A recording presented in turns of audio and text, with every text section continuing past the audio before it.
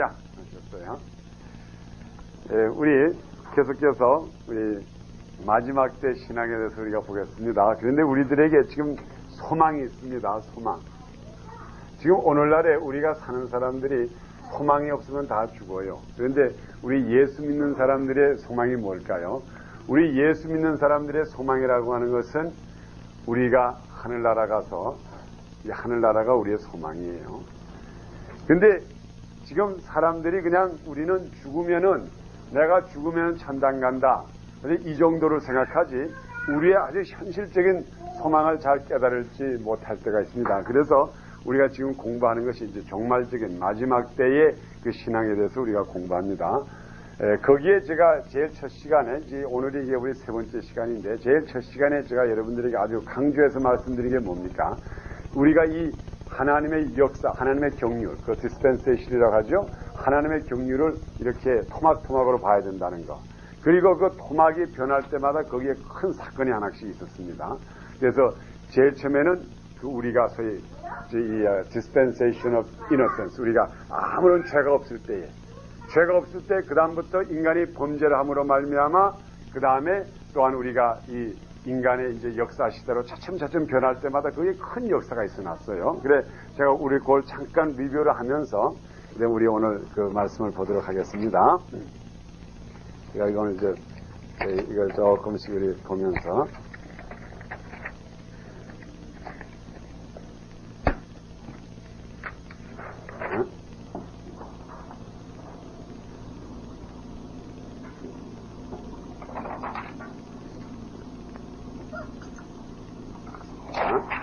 지금 제가 요전에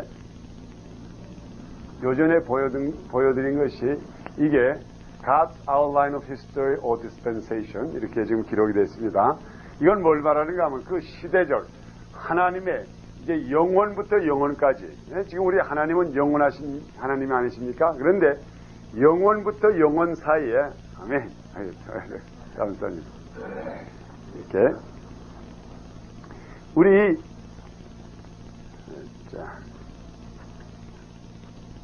이 영원부터 여기 영원부터 영원 사이에 우리 하나님께서 우리 인간을 갖다 같이 집어넣었어요. 그래가지고 그 인간들로 하여금 영혼 속에 들어갈 수 있도록, 이게 우리가 이걸 인간적인 표현하면 뭔가 하면 기차가 막 달리고 있습니다. 이게 영혼으로 가는 기차인데 타락된 인간을 탁 태워가지고 영혼으로 간 거나 마찬가지예요. 그래서 우리가 이 영원부터 영혼까지 그 사이에 우리 인간이 이러한 단계 속에서 하나님의 역사 속에서 우리가 그 하나님의 백성이 되는 또 구원받는 과정이 있는데, 그래서 제일 먼저 이것이 뭡니까? 이제 우리가 아담과 해와 때는 아무런 죄가 없었어요. 아주. 그래서 그걸 갖다가 이 dispensation of innocence를 갖지 아무 범죄 없을 때에. 그러면 여기에서 그리고 그 다음에 그 다음 시대가 뭔가 하면 dispensation of conscience, 양심이라 했잖아요. 그러면 요 사이에 어떤 사건이 있어놨어요. 선악과를 따먹는 범죄의 사건이 났습니다. 이게 인간에게는 가장 치명적인 사건이었어요.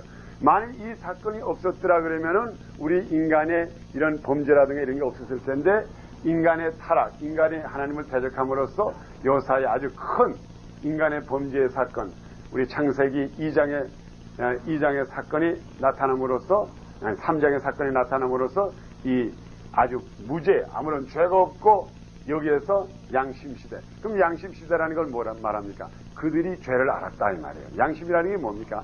양심이라고 하는 것이 오늘날에 여러분 양심을 쉽게 말하면 그 양심이 우리로 하여금 죄를 깨닫게 하는 게 이게 양심이에요. 양심이 우리 선하다는 건 절대로 안 가르쳐줍니다. 율법도 우리에게 선하다는 걸 가르쳐주지 못해요. 양심도 우리들에게 우리는 어떠한 죄인이라는 것. 그래서 우리가 사람들이 그렇게 말하자면 우리 양심은 속이지 못한다. 그게 무슨 말이에요? 나에 대한 죄는 나에게 양심이 있는 한은 이건 어쩔 수 없다 이 말이죠. 그래서 우리가 죄 속에 살았습니다. 그런데 이 양심을 가진 인간들이 그래도 그 양심이 있으면서 이것이 분명히 나쁜 거라고 알면서도 또 계속해서 죄를 지었어요. 그러니까 이거는 죄 중에 또 더 큰 죄예요. 오히려 이걸 죄인 줄을 모르고 지었을 때는 그래도 거기에 어떠한 용사의 가치가 있는데, 이거는 분명히 하나님을 대적하는 일이다 하는 것을 알면서 그에게 양심까지 놓아줬는데 이제 선악을 알게 됐으니까는 그런데 그것을 알면서도 죄를 짓니까는 그때에 우리 창세기 6장에 보면은 하나님께서 뭐라 그랬는가 하면 내가 인간을 지은 것을 후회하노라 그랬어요. 그러니까 이거는 알고 이 사람들이 양심 속에서 또 죄를 지니까는 아주 후회한다 그래가지고 이 사이에서 그 다음에 큰 사건이 났는데 그게 뭔가 하면 이 노아의 그 홍수로서 완전히 그 당시에 시대 사람을 아주 전멸해버렸죠. 그런 큰 사건이 났습니다. 그래가지고 그 다음에 여기서부터 올라가는 거는 휴먼 가버먼트. 휴먼 가버먼트는 인간이 그다음부터 자기네끼리 살아보려고 그랬어요. 그것이 창세기 6장부터 11장 사이에 나타나는 사건이에요. 그러면 인간이 어떻게 자기네끼리 살아보려고 그랬습니까? 이건 지금부터 우리끼리 모아가지고 한번 우리끼리 살아보자. 그래가지고 그들이 뭐를 지어놨는가 하면 바벨탑을 지었어요. 우리끼리 한번 살아봅시다. 그래 그 결과 바벨탑을 지어봤는데 그것을 하나님이 허락하지 않음으로써 그 결과가 어떻게 됐는가 하면 바벨탑을 지어놨을 때 그때 하나님께서 이 땅에 내려오셔가지고 그래가지고 그들의 언어를 혼잡하게 했습니다. 언어를 혼잡하게 했으니까 그 다음부터는 사람이 어떻게 됐을까요? 여기서부터 인간이 서로 적이 된 거라고 사실. 물론 그 가인과 아벨의 적이 있었지만 인간이 완전히 갈라져가지고 그 다음부터 인간끼리 서로 다투고 싸우게 된 것은 실제로 언어가 안 통한다고 하는 것은 말도 안 통하지만 의사가 통하지 않는다 이 말이에요. 그래서 사람을 완전히 흩어놨어요. 인간은 하나님의 뜻이라는 것은 사람을 모으자고 하는 것의 뜻이 있지 않습니까? 그러한 사람들을 그래서 혼잡된 다음에 그 다음에 하나님께서 그들에게 뭘 줬는가 하면 그 다음부터 하나님께서 너희가 이렇게 혼잡하게 다 흩어졌지만은 그렇지만 내가 특별한 아브라함의 후손을 뽑아가지고 이들로 하여금 내가 내 약속을 그들에게 준마 해가지고 그 다음부터 약속 시대가 이제 시작이 됐는데 이 약속 시대를 이것을 확고하게 만들기 위해서 그들에게 무엇을 줬는가 하면 율법을 줬는데 그러면 여기에서 이 사이에 무엇이 있는가 하면 모세가 시내산에 올라가서 그 율법을 받은 게 있다고요. 그래가지고 여기에 이제 이스라엘 안더로 그다음부터 이제 율법 시대가 쭉 있다가 그 다음에 율법 시대가 이제 끝날 무렵에 어떤 사건이 일어났습니까? 율법 시대가 끝나는 것은 예수님께서 이 땅에 오셔가지고 십자가에 지시고 부활하심으로써 율법은 완성되고 그 다음부터 은혜 시대가 들어갔어요. 그러면 이 은혜 시대라고 하는 것이 이게 영원한 은혜 시대를 말하는 게 아니에요. 이 은혜 시대도 언젠가는 끝장이 와요.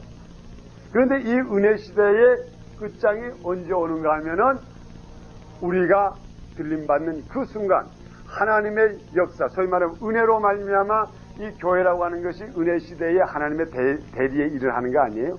성령이, 그러니까 우리가 오늘날의 교회를 정말 그래서 여기에 이제 교회적인 사상이 분명히 나타나야 됩니다. 오늘날에 여러분들이 교회라고 하는 것을 어떻게 봐야 되는가 하면 하나님의 역사라는 익스텐션 암으로 봐야 돼요. 성령의 역사를 하는 손으로 봐야지. 오늘날의 교회에서 하나님의 역사가 나타나지 않는다 그러면 이게 은혜 시대의 교회가 아니에요. 은혜 시대라는 게 뭡니까?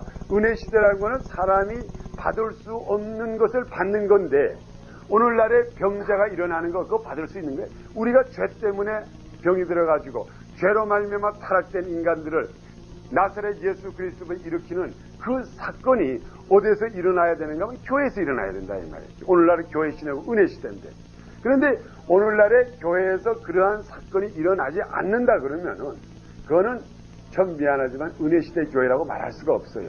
은혜 시대라는 게 곧 하나님이 우리와 함께 계시다 이 말이에요. 하나님이 우리 속에 들어와 계시고 이전에는 하나님이 인간 속에 들어가 있질 않았어요. 가끔 가다가 삼손이라든가 다윗이라든가 그 사람들에게 순간적으로 하나님의 영을 부어줘가지고 그들을 강하게 만들어가지고 하나님의 역사를 했지만은 그래도 하나님의 영이라고 하는 것이 그 요엘서 2장에 나오는 온 백성들에게 내 남종과 여종들에게 내 영을 부어주겠다 하는 그게 어느 시대를 말하는 은혜 시대를 말한다 이 말이에요.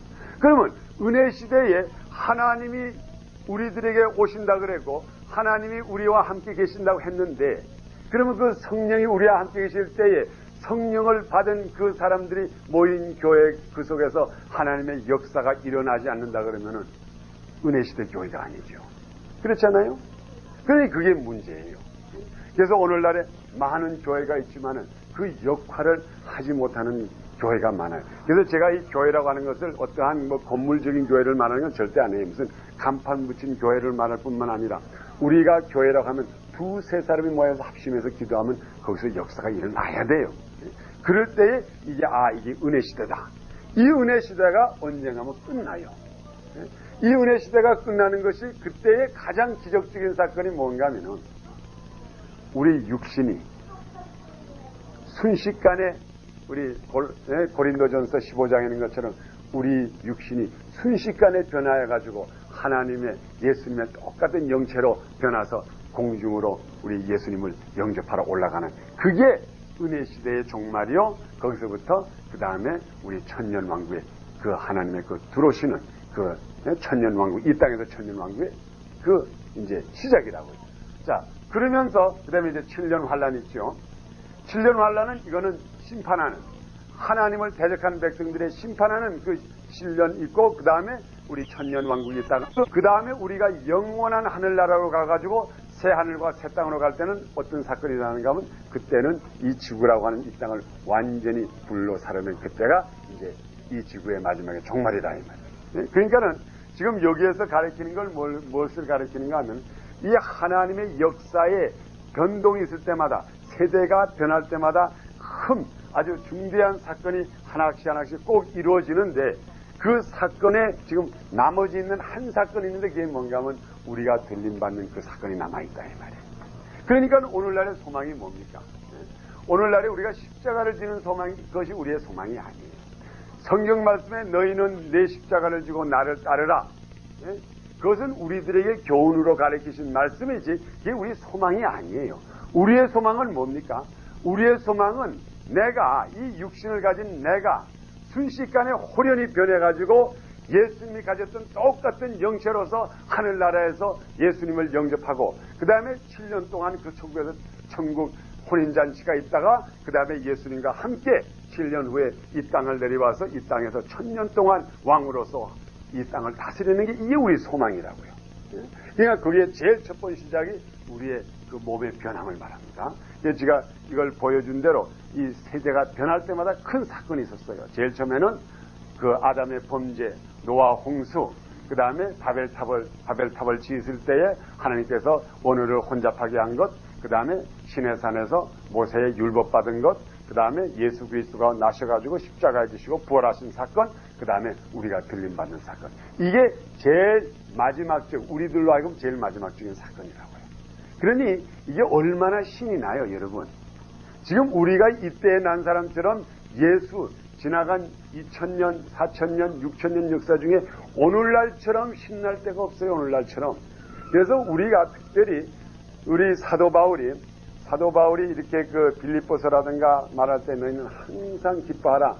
그리고 쉬지 말고 기도하라. 범사에 감사라.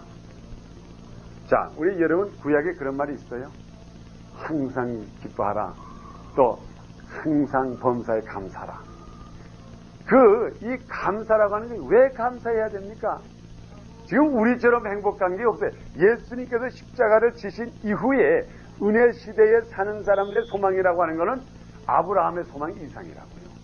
아브라함에게 아무리 큰 소망을 줘도 그 아브라함이 죽을 때에 뭘 보고 죽었어요?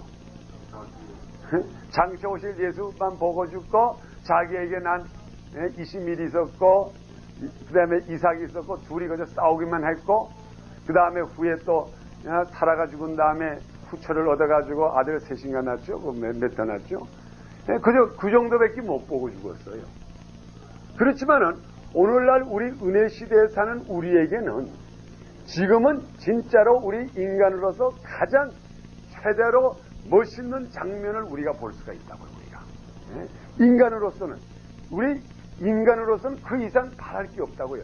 이 썩어질 육체가 우리 사도 바울이 말한 것처럼 하나님의 예수님의 썩어지지 않을 영체로 변하는 그것을 우리가 체험할 때가 됐다 이 말이에요.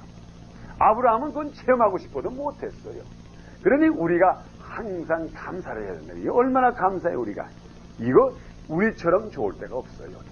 또 게다가 그 중에도 1988년도에 사는 우리, 저는 분명히 우리가 지금 마지막 때에 정말 우리가 아주 저희 400m 리레이를 한다 그러면은 우리가 1등으로 쭉 뛰는데 우리가 제일 마지막에 바통을 들고 뛰는 사람이랑 마찬가지예요. 그래서 그 꼬링을 들어가는 그게 바로 우리들에게 다 이제 잡혀 있다고요. 그래서 여러분이 우리의 지금 이 사명이라고 하는 것이 이게 절대로 이게 보통 사명이 아니에요. 이건 뭐 사도 바울보다는 나아요. 오히려 사도 바울보다. 누구보다도 나은 게 바로 우리가 이때라고요. 이때가 얼마나 좋아요. 그래서 제가 여러분에게 이 중요한 사건, 우리의 소망이라는 게 우리가 변한다고 하는, 여러분이 항상 이 마음을 가져야 돼요. 내가 변한다. 내가 변한다. 내가 변한다. 내가 조금 있으면 이 썩어질 육체, 여기 흠이 있고 이런 것이 이게 언젠가 이게 변해가지고 영원한 하나님의 영체로 변하는 것을 내가 체험할 수 있다. 나는 체험한다. 나는 체험한다. 이거 정신 나간 믿음이 아니라고. 이게 진짜 믿음이라고요. 이게 있을 때에 이러한 것을 가진 사람들에게 하나님께서 하는 말이 그에게 내가 참 소망을 가지고 사니까는 내가 이 세상에 있는 동안에 과연 은혜의 시대의 교회로서도 조금 더 부족함이 없도록 너에게 능력을 주노라 하고 하나님께서 능력을 주십니다. 그래서 여러분이 능력을 행하셔야 돼요. 아멘. 자, 그래서 제가 우선 이것을 먼저 보여드렸습니다. 여러분 이런 것을 한번 보시면서 항상 지금 우리 이 세대가 얼마나 우리 기쁨으로 사는 세대라는 것을 잘 기억해 주시기 바랍니다. 우리 들림받는 것과 우리 재림하시는 예수님에 대해서 우리가 한번 보겠습니다. 우리 재림 예수. 이게 우리 재림 예수라고 하는 건 우리 영어로 말하면 second coming이라고 그러죠. 두 번째 오시는 예수님. 자, 이게 우리 얼마 전에 그 김계호 목사님이 종말적인 신앙에 대해서 말씀하면서 이제 그 재림 예수에 대해서 이제 좀 말씀하셨습니다. 그런데 우리 특별히 이때에 이 다시 오시는 예수님에 대해서 그 중요성, 왜 우리 다시 오시는 예수님이 그렇게 중요한가? 지금 이스라엘 백성들이 하나님을 섬긴다고 하면서 예수님을 십자가에 못 박히게 된 동기, 그 동기가 어디에 있는가 하면 그 사람들이 두 번 오시는 예수님을 잘못 이해했어요. 그렇기 때문에 오늘날도 우리가 예수님이 꼭 두 번 오신다, 우리들에게 꼭 두 번 나타나신다, 이 세상에 두 번 오신다고 하는 그 사건을 확실히 신학적으로 또한 모든 여러 면으로 우리가 그걸 완전히 받아들이지 않으면은 우리도 유대 사람처럼 예수를 대적하는 사람이 될 수가 있다 이 말이에요. 그러니까 우리가 다시 오시는 예수님에 대해서 굉장히 중요시해야 돼요. 그런데 오늘날에 이 특별히 신신학계 통해서 다시 오시는 예수님에 대해서 그렇게 강조를 안 해요. 왜 강조를 안 합니까? 다시 오시는 예수님은 뭐 하러 오신다 그랬어요? 한번 우리가 물어봅시다. 심판하러 오셔요. 우리가 이 세상에서 심판을 좋아하는 사람이 있어요? 없어요? 다 심판을 싫어한다고요. 이 인간이라고 하는 거는 우리가 아무리 내가 예수 그리스도 이름으로 새 사람 됐고 하나님의 백성이 됐고 내 죄가 싹 물러나갔다고 하지만은 그래도 내가 알고 지은 죄 모르는 지은 죄가 있다고요. 그런데 주님께서는 그랬거든요. 주님께서 하신 말씀은 내가 내 피로 나를 받아들였기 때문에 지금부터 과거의 죄, 현재의 죄, 장래의 죄 다 용서해 준다고 했지만은 우리 인간 속에는 양심이라는 게 있어가지고 항상 그 죄책감이 있다고요. 그런데 두 번째 오시는 예수님이 하시는 말씀이 나는 요 다음에 올 때에 천사장과 그 다음에 하늘에 있는 천사들과 검을 가지고 불을 가지고 온다 그랬어요. 그러니 첫 번 오신 예수님은 첫 번 오신 first coming에 첫 번 오신 예수님은 아주 양순하고 사랑을 가지고 오시고 어린 양을 그저 잊어버린 양을 찾으러 오신 예수님, 또 넘어진 자를 일으키러 오신 예수님인데 그 예수님을 오래오래 잡고 있고 싶지 두 번째 오시는 예수님을 만나고 싶어하는 사람이 그렇게 많지를 못해요. 오늘날에 예수 믿는 사람도 주님 곧 오십니다. 주님 곧 와요. 그럴 때에 예수 믿지 않는 사람은 아예 믿지 않으니까 뭐 첫 번 오든 두 번째 오든 쌤이니까 뭐 이러는데 오히려 예수 믿는 사람들이 주님 곧 오신다면 겁내는 사람이 더 많아요. 자기가 알거든.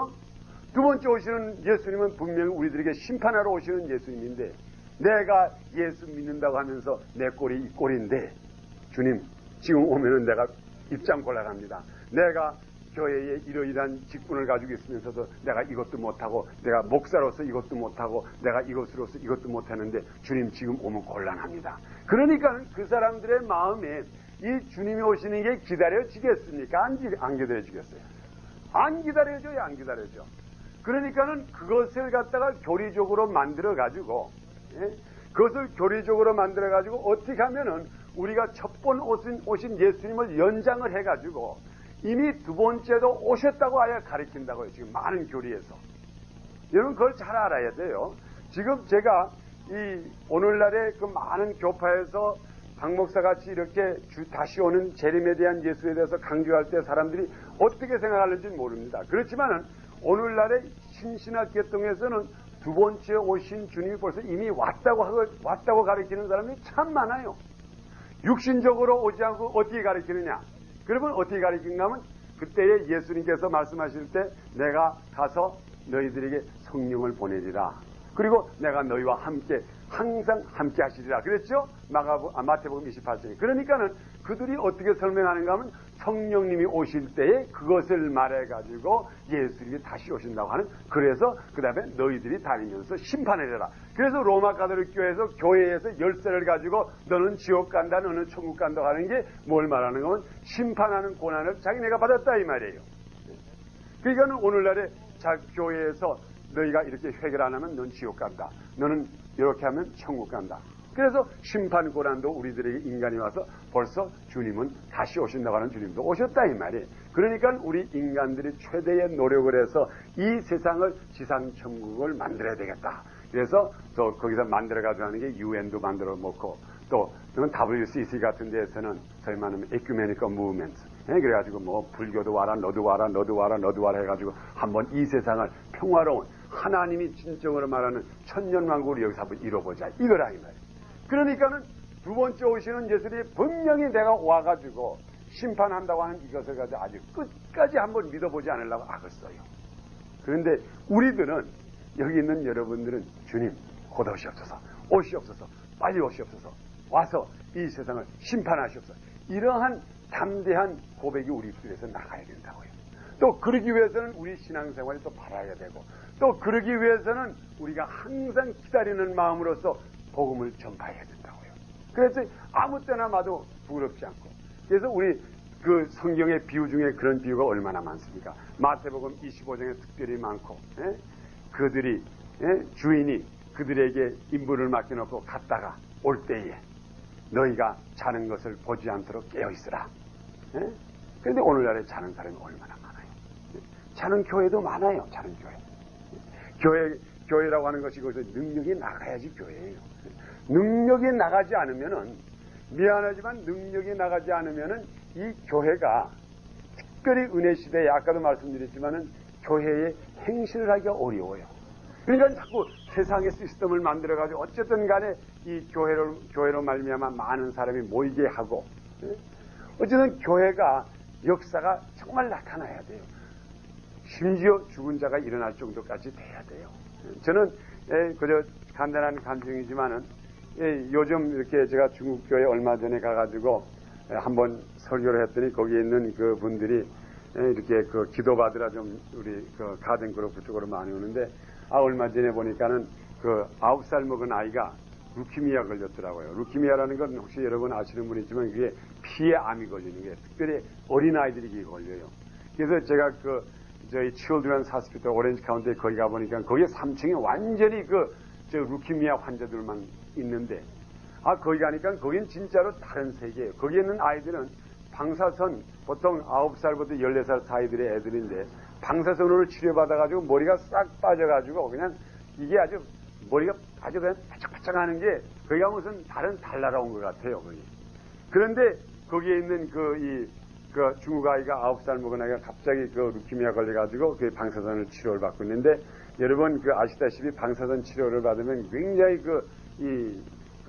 몸이 약해가지고 막 토하고 야단 법석을 한다고요. 그런데 특별히 그 아이가 굉장히 믿음이 있어요. 9살 먹은 아이인데. 그래서 제가 가서 기도해주고, 이제 요전에 또 토요일 날 방사선. 그 가장 그 아이로, 그래서 벌써 3번째 받았는데, 그 마지막 그 받는 날은 그 아이로서, 9살 먹은 아이로서 가장 최대로 받을 수 있는 방사성을 그 받는 그날이었대요. 그래가지고 토요일 날 받아가지고 굉장히 걱정을 했어요. 아, 이게 이제 얘가 이제 이거 받아가지고 그 다음에 이게 정말 큰일, 이제 막 토하고 열한법사하다. 근데 이제 그날 그 토요일 날 저녁에 가서 우리가 같이 가서 이제 그 부모님들 같이 기도하고, 그리고 그 다음에 제가 주일날 교회 가기 전에 아침에 가니까 이 아이가 그냥 말딱말딱 해가지고 일어나가지고 아주 그 아버지가 그러는데 그냥 밤을 그냥 그대로 그냥 잤대요, 그냥. 그때부터 자가지고 그냥 거의 그러니까 새벽 8시까지 그냥 쭉 잔 거라고요. 그러니까 이게 이런 게 기적이라고요, 그게. 하나님께서 이렇게 우리들에게 하나님이 살아계시다고 하는 것을 기적적으로 보여주신다고, 그때. 그래서 우리가 믿는 자들은 이런 기적을 행하기 위해서 오히려 정말 찾아다니고 하나님의 역사를 자꾸 이것저것 가서 나타내야지. 그래야지 하나님이 볼 때에 바로 너희들이 이 교회가 내 팔의 역할을 하는구나. 이렇게 하고 우리로 하여금 하나님께서 정말 우리가 하나님의 뜻을 이루고 그 뜻을 이루는 사람들로 함께 마지막에 이 나라를 다스리려고 그러지. 그냥 예수 이름은 예수 이름이고 이 세상에 움직이는 건 이 세상에 움직이는 이렇게 놔두는 거는 절대로 아무런 의미가 없어집니다. 그래서 여러분들이 이 다시 오시는 예수님을 영접하고 그것을 기쁘게 여기는 여러분이 되기를 축원합니다. 그래서 제가 성경 구절 한번 그 예수님께서 다시 오시는 자기에 대해서 말씀하신 대로 우리 한번 쭉 그걸 보고 우리 한번 지나가도록 하겠습니다. 예수님께서 이제 자기 자신을 말해가지고 우리 제일 먼저 그게 이제 요한복음 14장 2절부터 우리 한번 시작해서 봅시다. 요한복음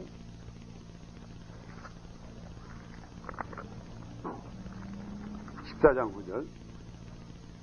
자, 예수님께서도 자, 우리 다 같이 14장 2절 한번 같이 읽읍시다. 시작. 내 아버지 집에 거할 곳이 많도다. 그렇지 않으면 너희에게 일렀으리라. 내가 너희를 위하여 처소를 예비하러 가노니 가서 너희를 위하여 처소를 예비하면 내가 다시 와서 너희를 내게로 영접하여 내 있는 곳에 너희도 있게 하리라. 아멘. 여기다 분명히 하신 말씀이 그렇죠.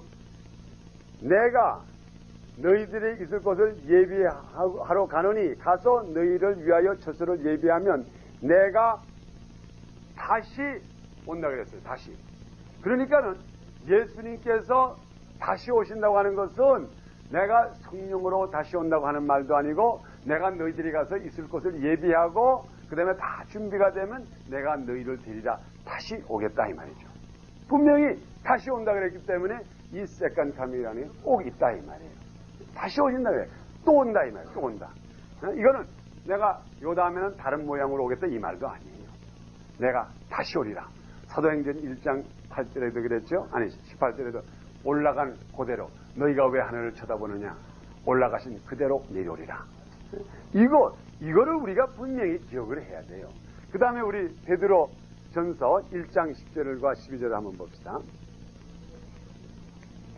자, 요 문제를 이스라엘 백성 사람들이 해결을 하지 못해가지고 결과적으로 예수님을 십자가에 못 박히게 되는 원인이 됩니다. 베드로전서 1장 10절과 12절 사이를 우리 한번 읽읍시다. 베드로전서 자 10장과 12절 베드로전서 1장 자 우리 그럼 다 같이 읽겠습니다. 시작. 이 구원에 대하여는 너희에게 임할 은혜를 예언한 선지자들의 연구하고 부지런히 살펴서 자기 속에 계신 그리스도의 영이 그 받으신 고난과 후에 얻으실 영광을 미리 증거하여 어느 시 어느 때를 지시하는지 상고하라. 아멘. 여기다가 지금 하는 말이 지금 베드로가 하는 말이 이게요. 자기 속에 계신 그리스도의 영이 그 받으실 고난과 그 받으실 고난이라고 하는 건 십자가의 고난을 말하죠. 이 세상에 오셔서 십자가의 고난을 받고 후에 그건 뭔가 하면 십자가의 고난을 받고 부활하신 그 다음에 후에 어떻게 되는가 하면 얻으실 영광을 미리 증거하여 어느 시 어떠한 때를 지시하는지 상고하라. 언제에 십자가에 못 박혀 고난받으신 예수님이 언제 그 영광으로 돌아오시는 그 때와 그 상황을 너희가 항상 마음에 두라 이 말이에요. 그날이 있다 이 말이에요. 그런데 이스라엘 백성들은 예수님을 볼 때에 어떻게 받는가 하면은 그가 올 때에 그들의 메사야가 올 때 영광으로만 오리라고 생각했지 그가 와서 고난을 받으리라고는 생각을 안 했다고요. 그러니까는 분명히 우리가 기다리는 메사야, 그 자기네들이 기다리는 메사야는 와서 이 세상을 승리하고 이 로마 사람을 쳐들이고 할 텐데 메사야라고 한 사람이 와가지고 기근하는 것이 나사렛이라고 하는 아주 그 이름 없는 나사렛 동네에서 사시면서 그 교육 없는 12제자들을 끌고 다니다가 그 다음에 예루살렘으로 들어가는데 그 꼬라지를 보니까는 새끼 당나귀를 타고 아이들이 호산나 호산나 하는 걸 가지고 들어가더라 이 말이에요.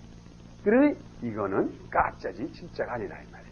이게 어떻게 우리의 메사야가 됐어요? 이래가지고 예수님을 십자가에 지셨다고요.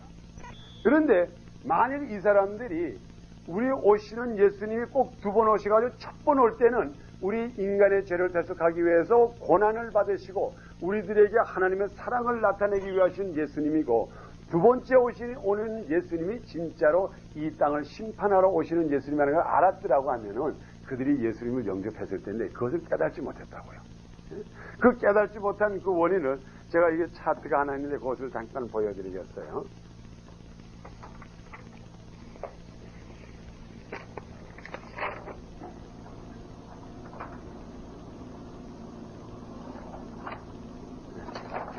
지금 이것이 이제 그 예언적인 거예요. 이것이 아주 그림이 좀 복잡하지만 아주 간단한 그림이에요.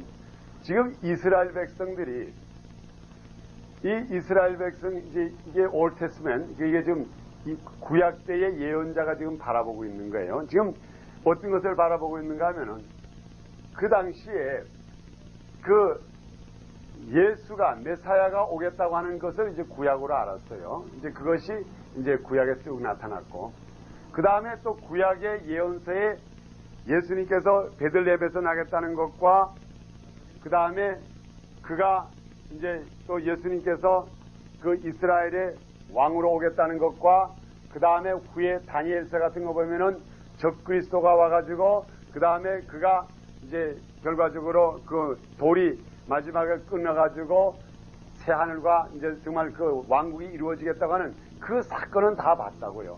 그 사건은 다 봤는데 이게 지금 그래서 이 그림을 그린 사람이 이게 어떻게 그렸는가 하면 그 사이에 이렇게 지금 여기서 이렇게 보는데 그 사이에 은혜 시대, 곧 교회 시대라고 하는 이 사건을 이 사람들이 보지를 못했다고요. 하나님이 그러니까 그 이스라엘 백성들도 예언을 읽는 사람이 요엘서를 읽었어요. 요엘서 2장을 그 많은 백성들에게 남정과 여정들에게 하나님의 영을 부어주리라.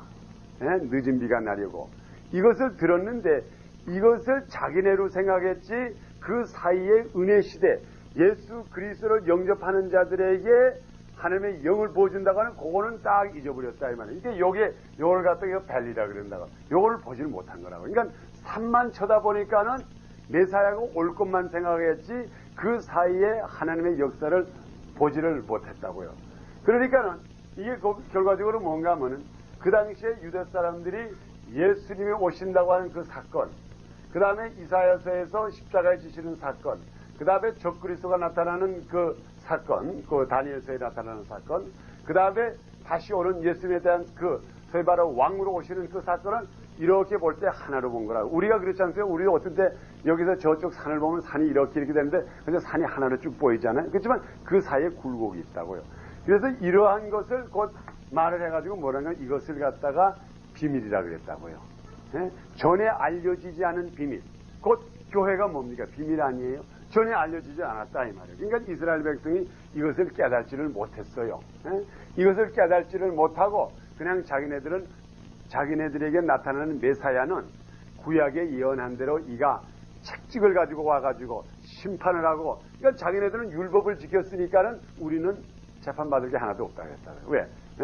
금식할 때는 금식하고 또 먹지 말라는 건 안 먹었고 그러니까는 메사야가 와서 심판을 해도 이방 사람을 때리지 우리는 안 때리라 생각한 거라고요. 그런데 예수님께서 오셔가지고 그가 첫 번 오신 거는 이 세상에 있는 모든 인류를 대속하기 위해서 자기가 십자가를 지었대. 이거는 그들에게 생각 바뀌었다고요. 이럴 수가 있느냐. 그래가지고 끝날까지도 그 예루살렘에 있는 많은 사람들이 그것을 믿지를 못했어요. 사도 바울을 대적하는 원인이 왜 대적했습니까? 사도 바울이 돌아다니면서 이방 사람에게 전도를 했잖아요.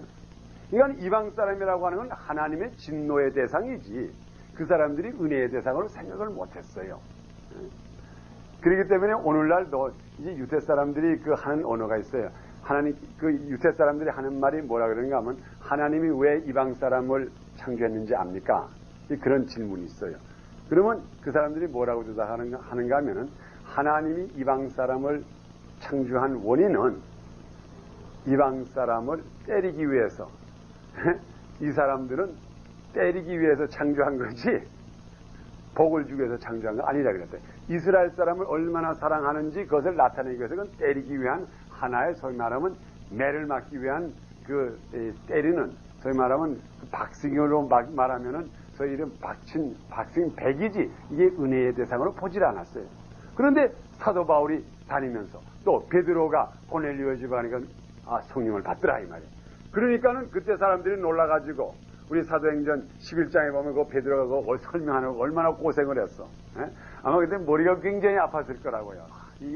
이걸 내가 지금 예루살렘에 가가지고 이 유대 사람들에게 하나님의 영이 예수를 믿으니까는 그들이 성령이 그들에게도 임하더라고 하는 거 이걸 설명을 하자니까는 이게 힘이 들어가지고 사실은 내가 그러려고 안 그랬는데 내가 기도하는데 하늘에서 이게 떨어지더니 이 벨롬의 짐승이 떨어지더니 이걸 먹으라 그래서 내가 안 먹겠습니다. 또 내려와서 안 먹겠습니다. 또 먹으라 그래. 안 먹겠어. 그래서 또 내려오더니 그래가지고 할 수 없어 안 가려고 그러는데 난데없이서 그게 어디죠? 거기 온 데가 어디예요? 고넬료가 살던 마을이 어디더라? 가이사라. 아니 가이사라가 아니고 요빠? 아니 요빠에서 사람. 아니야. 베드로가 요빠에 살고요. 아니 베드로가 요빠에 살고 가이사라. 아니 가이사라가 아니었어. 이거 참 이거 하면서 거기 어디 내가 찾아. 하여간 어디에서 사람이 와가지고 나를 끌고 가가지고 내가 할 수 없이 그곳에 가가지고 가이사라 맞네. 가이사라 맞네. 가이사라에서 고넬료 그러죠. 아멘. 그래서 나는 진짜로 가기 싫어했는데 그냥 할 수 없이 끌려가가지고 그래가지고 내가 거기에 간신히 들어가가지고 나는 그들에게 음식도 같이 안 먹으려고 그냥 내가 예수에 대한 얘기를 하는데 예수가 십자가에 지시고 죽은 거 얘기를 하는데 이 사람들이 말씀을 듣는 동안에 성령을 받았네.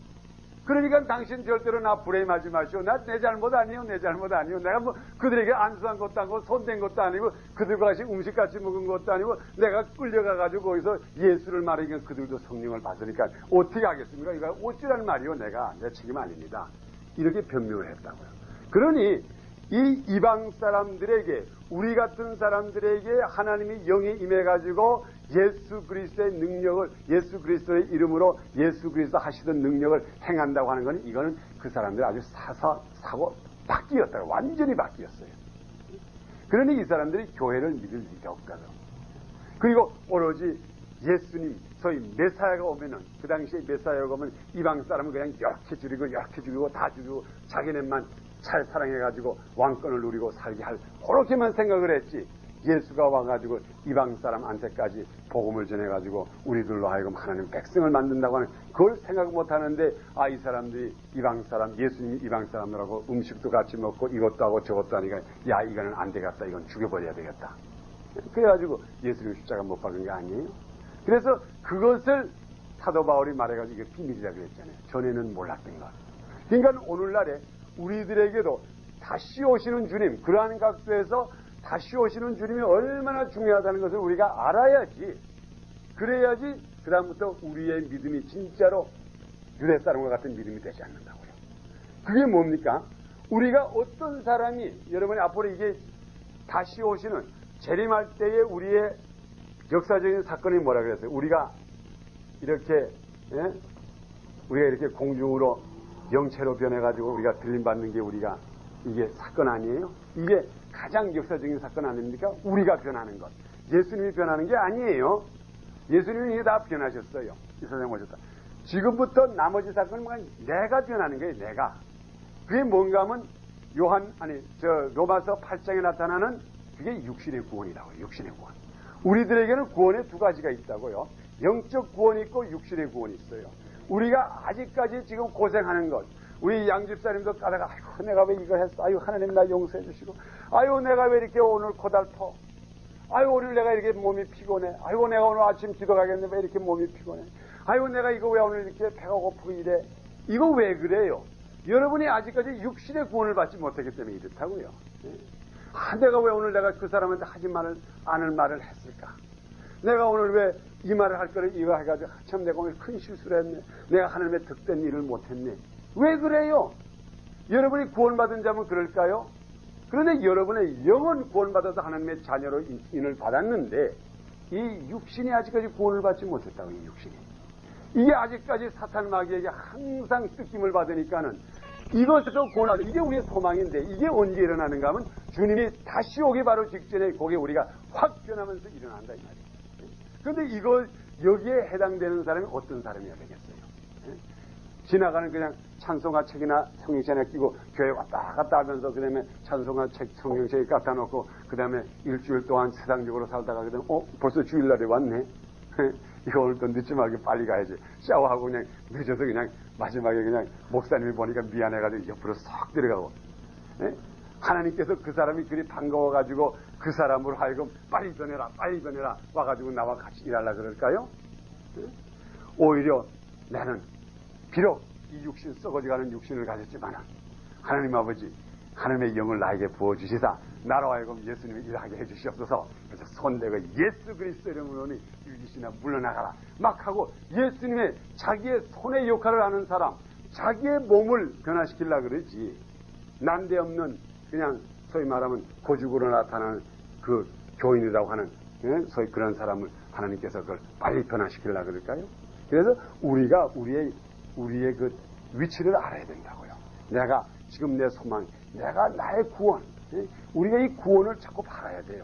그래서 우리가 정말 주님이 다시 오시는 것을 항상 바라면서 어쨌든 간에 주님이 오시기 직전에 내가 빨리빨리 주님의 대행의 역할을 하다가 주님께서 인전 다 됐다, 인전 올라가자 할 때는 내가 자신있게 올라갈 수 있도록 그러한 우리가 돼야 될 줄 믿습니다.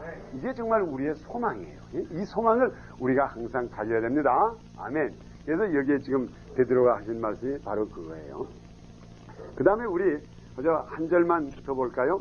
우리 디도서 2장에 보면은 요거 디도서 2장 11절과 12절 13절 한번 봅시다. 우리 디도서는 디모데 후서 다음에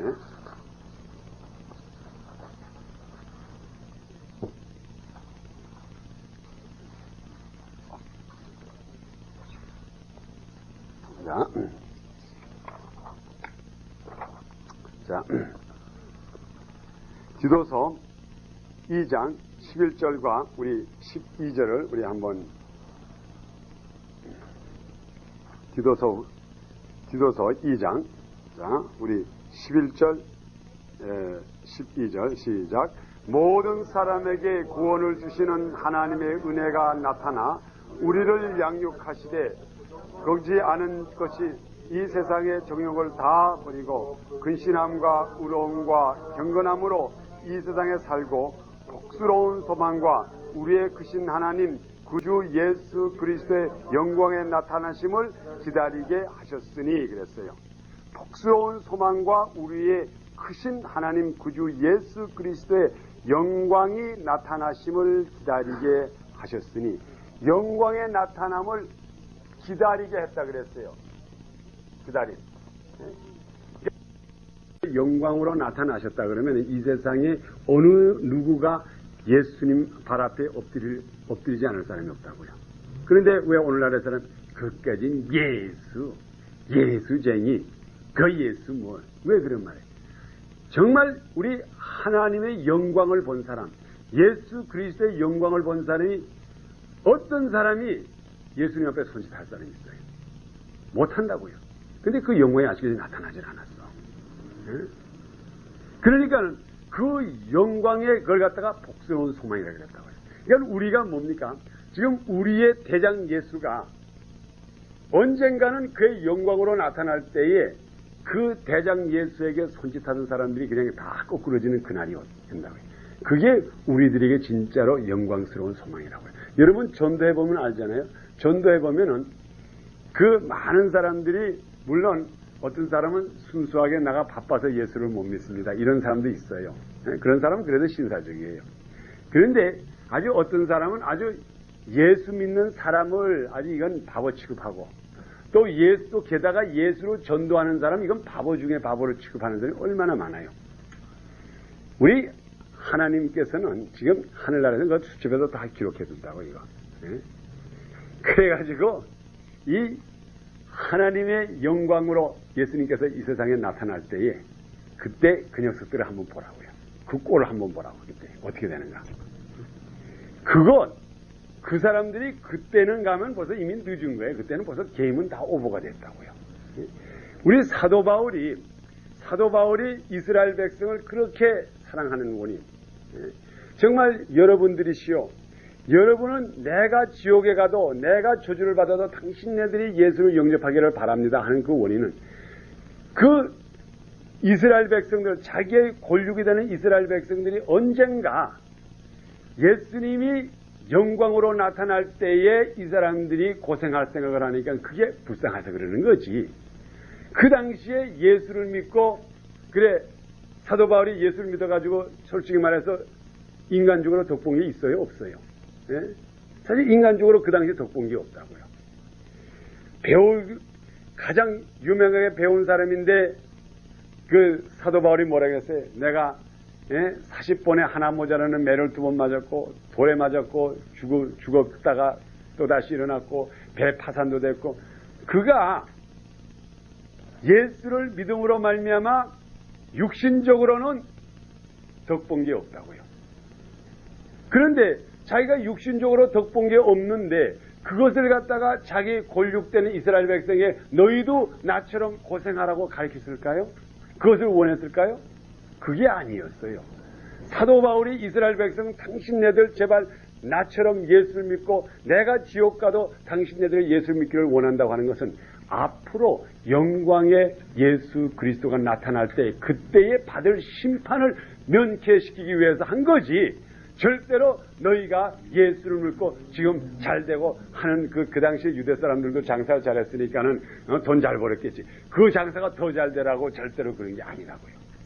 그러니까는 우리가 다시 오시는 주님을 영접하기 위하여서는 우리가 지금 빨리 회개를 해야 된다 이 말이에요. 그래서 우리가 오늘날의 전도도 그런 면으로 전도를 해야 돼요.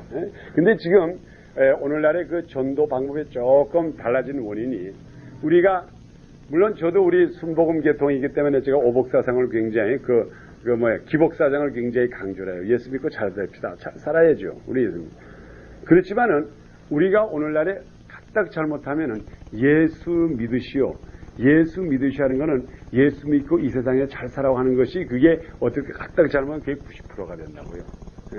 90% 되고 까딱 잘못하면 이게 99%까지 되고, 그저 1%만이 앞으로 오는 진노를 면하라고는 그거밖에 안 된다고요. 그러니까 그 사람들이 이 세상 사는 것에 만족하면은 여기에 대한 걱정을 안 해요. 그러니까 이게 문제 아니에요? 사도 바울이 정말 이스라엘 백성 사랑해서 전도하는 게 이것 때문에 전도하는 건 절대로 아니잖아요. 너희가 앞으로 오시는 여호와가 영광으로 올 때에 너희 그 진노를 내가 어떻게 당하겠느냐 이 말이에요. 예수님께서 말씀하셨잖아요. 이런 환난이 전에도 없었고 앞으로도 없을 거리라고 하는 이 환난을 너희가 면하기 위해서 내가 정말 지옥에 가는 한이 있더라도 내가 너희로 하여금 예수를 믿고 하겠습니다 이 말이에요. 그래서 오늘날에 우리가 우리 친척을 전도하는 것도 이런 대로 전도해야 된다고요. 아버지, 또 우리 형님, 우리 친척, 우리 친구 되시는 분이요, 당신 지금 내가 예수 믿으라고 하는 거, 이거 예수 믿었다고 해서 탁자에 잘 되는 것도 아니고, 또 예수 믿어서 하나님께서 축복 줘가지고 잘 될 수도 있지만, 진짜는 당신 앞으로 받을 그 환난, 주님께서 곧 오시는데 이때의 그 영광 중에 나타나는 예수님 올 때 당신 어떻게 할 거예요? 그때 어떻게? 예? 그것 때문에 제발 그것을 면하시오. 홍수가 옵니다. 홍수. 이걸 면하시오. 근데 사람들은 자꾸 지옥을 재촉한다 이 말이에요. 예? 그래서 우리가 이 다시 오는 주님을 강조할 때에 그때에 우리가 그런 신앙이 생긴다고요. 그런 신앙. 예? 참 이게 두 번째 오시는 우리 주님은 완전히 이걸 심판하러 오시는 주님이기 때문에 여기에 대해서 우리가 항상 우리 전도하는 사람들이 강조해야 될 줄 믿습니다. 아멘. 자, 그러면은 그 다음에 이제 우리가 뭐 제가 성경 구절을 그냥 이제 읽어만 드리겠어요. 설명은 안 하고 우리 마태복음 16장 27절 우리가 한번 누가 찾아 읽어주세요. 오늘 그냥 읽고만 지나가도록 하겠습니다.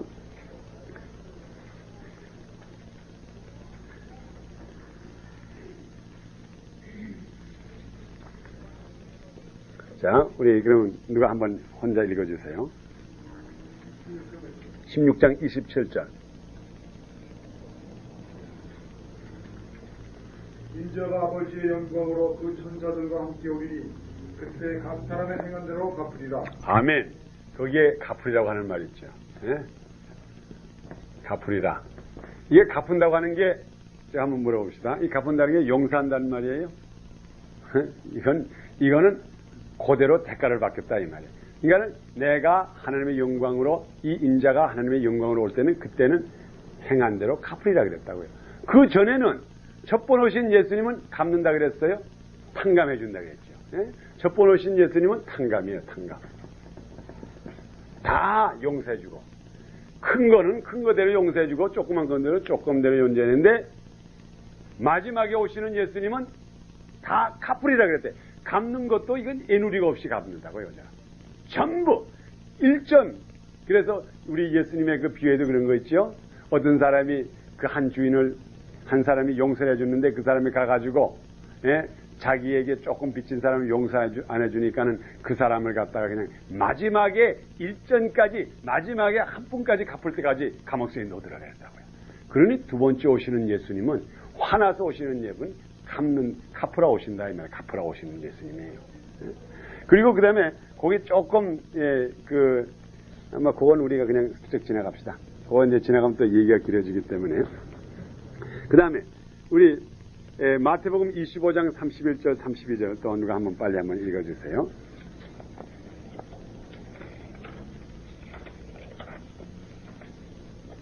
인자가 자기 영광으로 모든 천사와 함께 올 때 자기 영광의 보좌에 앉으리니 모든 민족을 그 앞에 모으고 각각 분별하기를 목자가 양과 염소를 분별하는 것 같이 하여 양은 그 오른편에 염소는 왼편에 두리라. 아멘. 인자가 올 때 그때는 뭐라 그러는가 하면 그때는 가를 나온다 그랬어요. 가른다. 이게 가른다고 하는 게 심판하러 온다. 그러니 이건 두 번째 오시는 예수님은 무조건 심판하러 오시는 거는 분명한 일이에요. 분명한 일. 그러니 오늘날에 진짜로 우리 마음의 주님을 완전히 영접하지 않고 우리가 주님과 동행하지 않는 사람, 그 사람들이 정말 주님 오는 게 기쁘겠어요? 안 기쁘겠어요? 노래는 크리스마스 때 기쁘다 구주 오셨네. 그렇지만 그 사람들이 두 번째 오시는 예수님에 대해서는 그 찬송을 못 부른다고. 큰일 났다 예수님 오셨네. 큰일 난다고요. 큰일 나요. 오늘날에 특별히 주의 종님들이 이 다시 오시는 예수님에 대해서 준비 안 시키는 사람, 그 성도들에게 영접할 준비를 안 시키는 사람들은 정말 주님이 오신다 그러면 꽝 소리가 나면 그냥 가슴이 출렁할 거라고요. 아이고, 이들이 어떻게 영접할까? 저 사람들이 과연 주님 앞에 어떻게 설까? 이거 그렇게 되면 안 된다고요. 우리가 지금부터 열심히 기다려야 돼요. 그래서 갚은다, 그 다음에 가른다, 심판, 이것이 두 번째 오시는 주님에 대한 역사인 줄 믿습니다. 아멘. 자, 그러면 우리가 남은 시간 얼마 동안 그냥 이번 들림받는 거에 대해서 이제 여기 연결해서 말씀드리겠어요. 그걸 갖다가 이제 이 들림받는다고 하는 사건, 이게 우리가 휴고 당한다 그러죠. 휴고 당한다 그러고 영어로 이걸 랩처라 그럽니다. 근데 이것이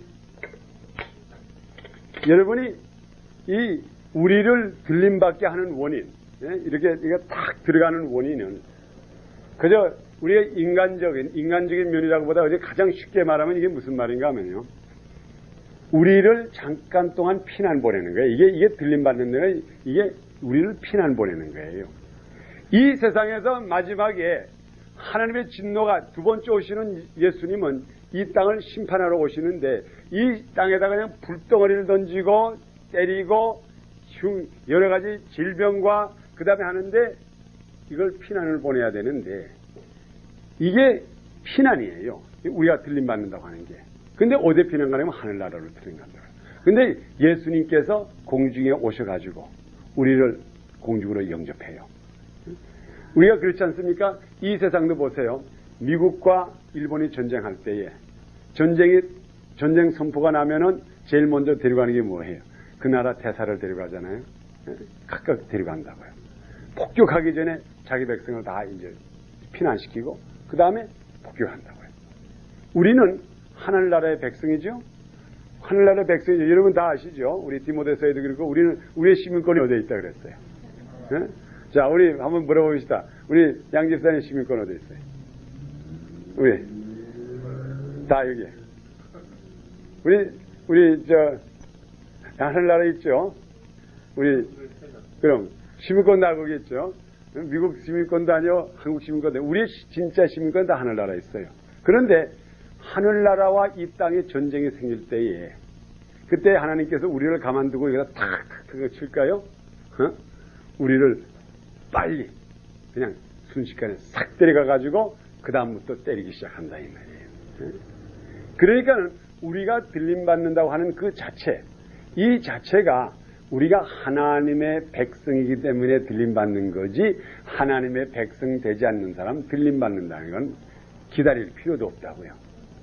바쁜 시간에 하나님이 바쁜 시간에 그래 자기 백성 아닌 사람을 갖다 데려가가지고 뭐 할 거요? 명예할 거. 그래서 우리를 또 사도 바울은 뭐라 했죠? 우리는 예수의 사신이라고 그랬죠? 사신이라는 게 뭡니까? 대사라고 말이죠. 엠베서더 아니에요? 그러니까 이 땅을 때릴 텐데 대사를 데려가야지. 그래서 우리가 들리면 이건 마땅한 일이에요. 우리가 세상 거는 마땅하게 생각하면서 왜 우리가 다른 거는 생각합니까? 우리는 절대로 진노에 합당하는 사람이 아니에요. 그래서 우리가 들림받는다고 하는 것을 우리 성서적으로 봐서 두 구절이 있는데 그것을 하나는 데살로니가전서 4장과 하나는 고린도전서 15장. 우리가 전에도 몇 번 읽었지만 우리 한번 읽고 지나갑시다. 데살로니가전서 4장 15절과 17절을 한번 보겠습니다.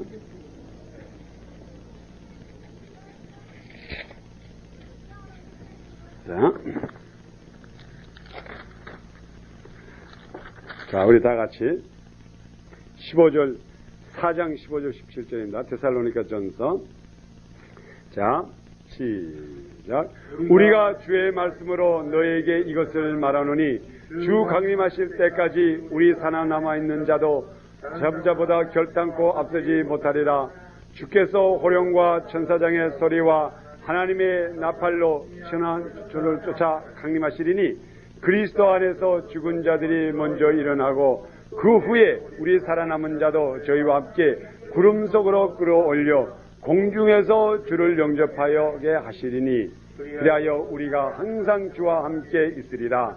그러므로 이 말로 서로 위로하라. 끌려올라. 이게 끌려올려라고 하는 게 바로 휴고당한다 이 말이에요. 랩처 당한다 이 말이에요. 올라간다 이 말이에요. 끌려 올라간다 그랬어요. 주님이 공중에서 땅에서 우리를 영접한다 그러지 않고 공중에서 영접한다 그랬어요. 그러니까 오늘날에 뭐 휴거가 있다 없다 하는 사람들은 이걸 안 믿는 거라고요. 이걸 어떻게 설명할 거예요, 그 사람들이. 분명히 여기에 그렇게 기록했죠.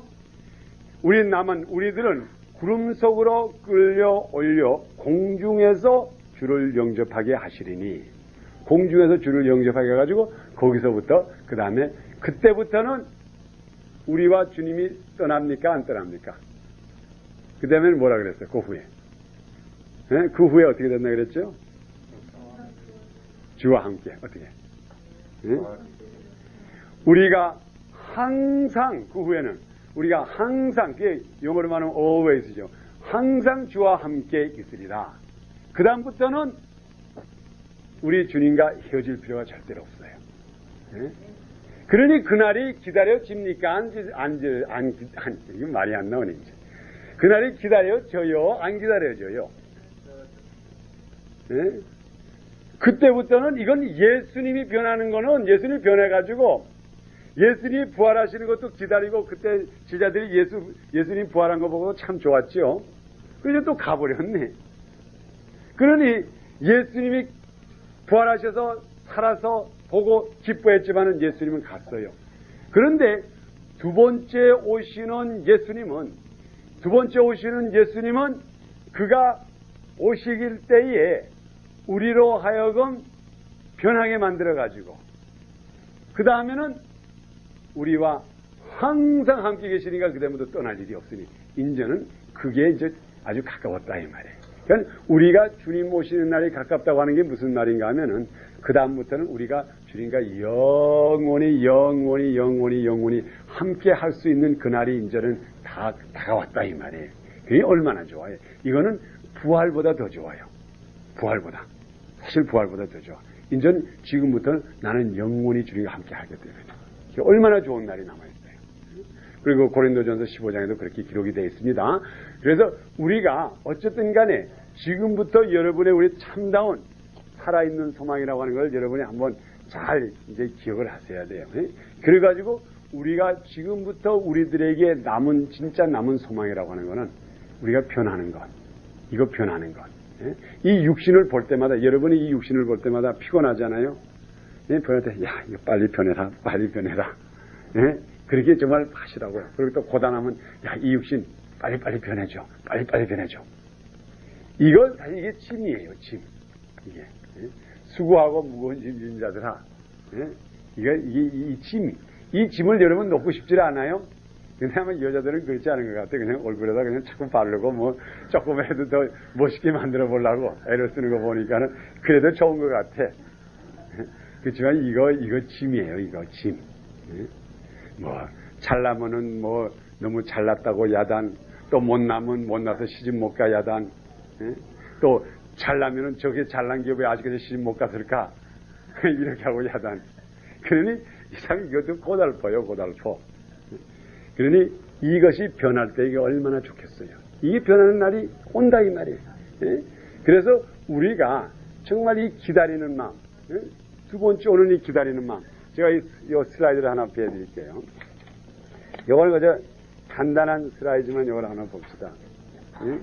지금 여기에 우리 마태복음 25장에 있는 이 10절에 있는 말씀, 여러분 이걸 한번 우리가 성경 누가 한번 찾아서 읽어줘요. 마태복음 25장 10절 한번 보세요. 여기에 그 열천에 대한 비유가 나옵니다.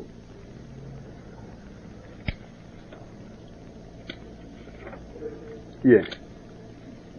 저희가 살아가는 동안 신랑이 오므로 예비했던 자들은 함께 혼인잔치에 들어가고 문은 닫힌지라. 예. 자, 이제 열천에 대한 얘기가 나오죠. 근데 우리가 열천에 대한 얘기 나오니까 이것이요, 이 열천에 대한 이 이야기가 이게 들림받는 얘기가 똑같은 얘기예요. 왜 그런가 하면은요, 이게 왜 들림받는 이야기를 말하는가 하면, 특별히 이것이 어디에 있는가 하면은 이 마태복음 25장에 이제 그 가르는데, 예수님께서 오실 때 가르는데 거기서 연결이 돼서 얘기가 나오는데, 여기에 열처녀가 나오는데 이 열처녀들이 다 신랑을 기다렸어요, 안 기다렸어요? 다 기다렸어요. 오늘날에 예수 믿는 사람 주님 오기를 다 기다립니까, 안 기다립니까? 다 기다려요. 그렇죠? 주님 다시 오셨네 모시어 드리세, 다 찬송가 부른다고요. 그러니 이 열처녀처럼 오늘날에 다 기다리는 건 다 기다려요.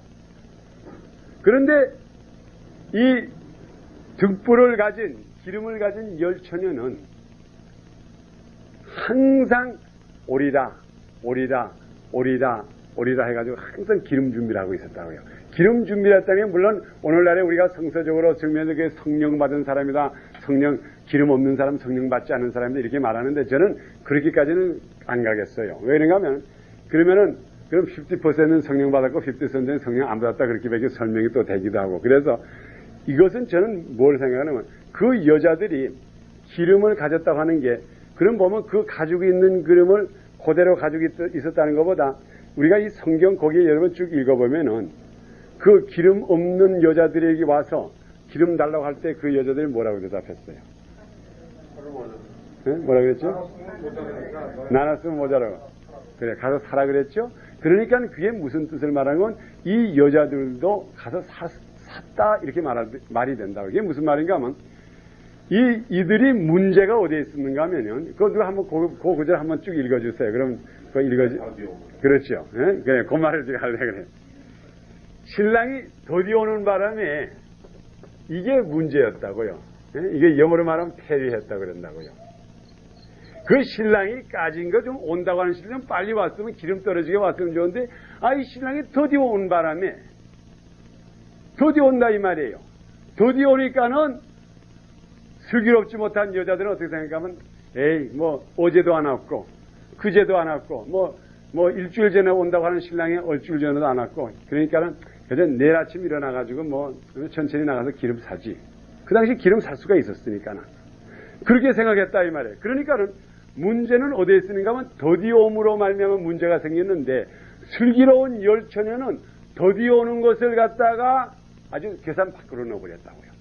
그리고 항상 기름이 떨어지기만 하면 그냥 밤이라도 가가지고 기름을 사놨다고요. 항상.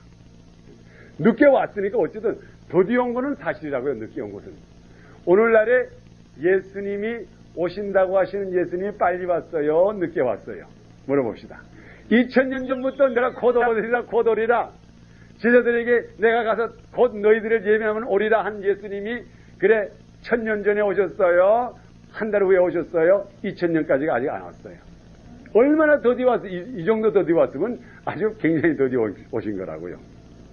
그런데 이 더디 오는 가운데 슬기로운 열처녀는 뭘 했습니까? 슬기로운 다섯처녀는 계속해서 기름을 채워놨다고요. 기름을 채웠다는 게 물론 성령 충만했다고 하는 그 말도 오늘날의 성령파에서는 말할 수가 있지만 그건 뭔가 하면 항상 준비하고 있었다 이 말이야 우리처럼. 야 오늘 오지 않을까 내일 오지 않을까 이거 봐 살이 변하는 거 이거 변하는 거 아닐까 갑자기 꽝 소리 나니까 제가 아침에 이렇게 제가 뛰는 코스가 있는데 한번 뛰는데 갑자기 어디서 폭발했는데 꽝 소리가 나더래요. 그래가지고 이게 오늘 들림 받는 날인가. 예? 적어도 우리가 이 정도로 항상 기다리는 마음이 있어야 된단 말이에요. 그러니까 우리가 주님 앞에 송구스럽다 그러나 죄송스러운 게 없고 우리 생활 속에서 우리가 복음을 열심히 전하고 내가 주님의 뜻대로 사고하는 게 우리가 조금 더 주님이 와도 겁날 게 없다고 하는 그 자체가 뭔가 하면 항상 그 항아리 속에 기름이 준비되어 있어야 했다 이 말이에요.